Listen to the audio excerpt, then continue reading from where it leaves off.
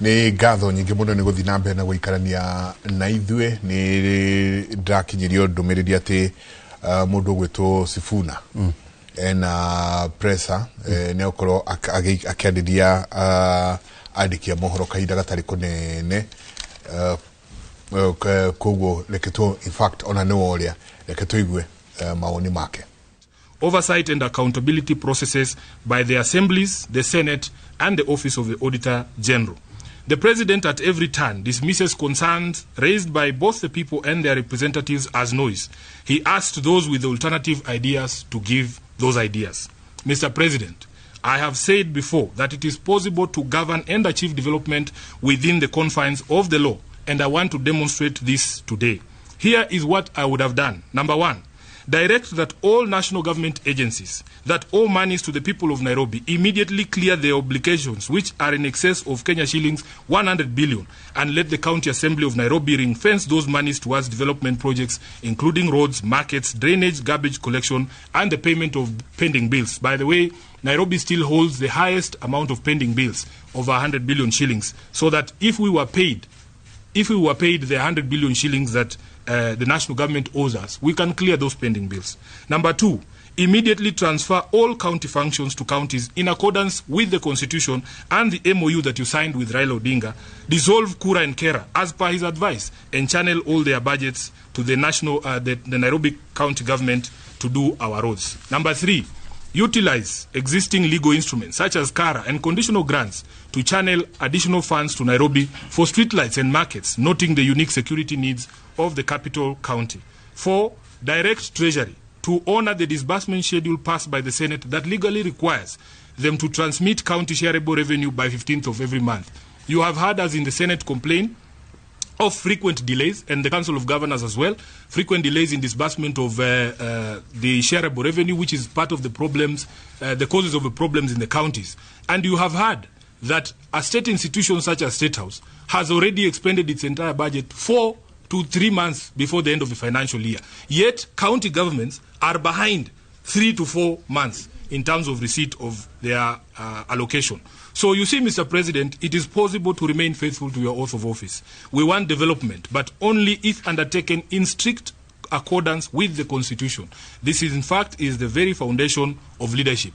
I want to take this opportunity to urge both parties, my Governor Sakaja and the President, to shelve this agreement in the public interest and maintain fidelity to the Constitution through those ways that I have suggested to them. I thank you. This is my statement. I will take questions,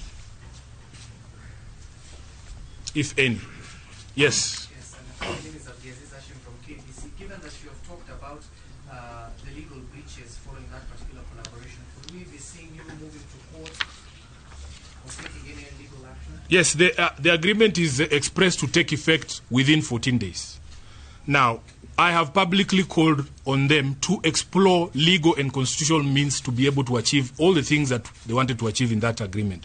If it is not possible for them to consider this request by the Senate of the People, we will use all available means, legal and otherwise, to be able to enforce adherence to the Constitution, including through our Senate committees. And this matter will find itself in the floor of the Senate very soon, as you will see. Senator, you talked about the audit and oversight. Absolutely. Of the 80 billion. We saw what happened with NMS. If this cooperation or collaboration goes on, will be oversight in this area? That is the question. That is a very fantastic question, and that is what I have said in the statement here, that it actually complicates the audit process. Do we call this committee to the Public Accounts Committee? When the Auditor General goes to do her audit at the county government, and she's told, oh, some of the documents are at National Treasury, the others are sijui where, it becomes very difficult for her to do her job. And that is why we are saying, let us maintain fidelity to the Constitution. There are ways to channel monies. For instance, I've given you the example of county aggregation parks. Nairobi does not get any money for building of an aggregation park. If you ask the governor himself, he will say his priority is a market at Gikomba. Why can't we use the same instrument to give us the money to do the market at Gikomba? So that is what we are saying. It actually complicates the audit process and the oversight process. Yes. My name is Omaro from West TV. Yes. Senator, is it enough to tell the President and the Governor to shelve that agreement now that they are working backwards, signing and then going for public participation. What is the likely scenario for them to happen so that we can... I don't know if you have come in late, because we have addressed the question of public participation. We have said it is, to make a mockery of the public, for you to do something, then you say you're going to do public participation on it. It means that you've already made up your mind and that you're going to do an exercise that is cosmetic. Number two, they have said the agreement takes force within 14 days from yesterday. That tells you that we have under 13 days to be able to complete that public participation. I've also pointed out to you that if you read at the agreement at clause 6.2, they are saying any amendments that will arise from the public participation will be included. They are not anticipating a scenario where the people of Nairobi say we are rejecting the entire thing. So. And there are other clauses in the document itself that say the parties can enter into supplemental, agreements without the participation of the people. So we are saying shelve this thing, go through a proper process. There are legal mechanisms for you to channel money if the need of Nairobi, for instance, has been identified as unique, just the way the other counties receive money for unique purposes like building of headquarters and building of county aggregation parks. We can be given a conditional grant to do our street lighting in Nairobi and retain fidelity to the Constitution. Chris, yes. From Ramogi TV. Yes, Chris.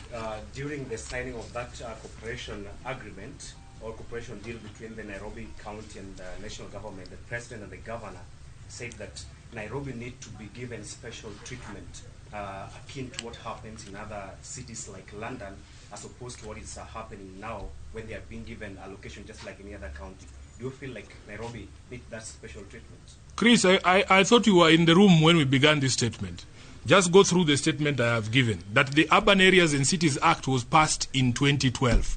William Ruto was deputy president. In fact, they called him a co-president in 2013. They, together with Uhuru Kenyatta, were given the responsibility by Kenyans to be the first administration to be able to implement this constitution. So we are wondering, how has he suddenly become clever and noticed that there is a law called the Urban Areas and Cities Act? It requires that you give Nairobi support, yes. But we are saying there are constitutional means for you to channel this support, as I've given you the examples of the conditional grants and the additional allocation. What is not clear about that? Do you think it was a mistake to have Nairobi as a county? No, it's not a mistake to have Nairobi as a county. The people of Nairobi are Kenyans like all the other people. That unique nature of Nairobi was recognized. I will give you another example. We have something called the Equalization Fund. The Equalization Fund was embedded in the Constitution after recognition that there are areas that had been traditionally marginalized. And if you read the language of the Constitution on the marginalization fund, or the Equalization Fund, it says that we need to put in place some special funds to bring the level of infrastructure in those areas to the standard ordinarily enjoyed by the rest of the other counties. So there is a special fund for that. The Urban Areas and Cities Act also recognizes that Nairobi as a seat of power, that Nairobi as a seat of diplomacy has certain unique needs. For instance, the bill we pay on electricity alone for streetlights cannot be compared to any other county. That is what the Urban Areas and Cities Act is for. But you do not enter into such agreements to circumvent the Constitution. This is a power grab through the back door. There are legal instruments for you to be able to advance that support, recognizing that Nairobi is unique. So if, say, Bungoma needs a county aggregation park, and they don't need streetlights as much as we do, give them money through the conditional allocation and the additional allocation for their industrial park, and give us ours for streetlights. Do you see are there any similar cooperation agreements with any other counties? There are none. And also the president must tell us, Nairobi is not the only city in Kenya. There are 3 more other cities there. As recently as last year, we gave a charter to Eldoret. So will there be similar agreements with those other cities? Or what is so special that he has seen here in Nairobi? Yeah, Senator, I'm Julius from the Star. I have one question. I heard the governor yesterday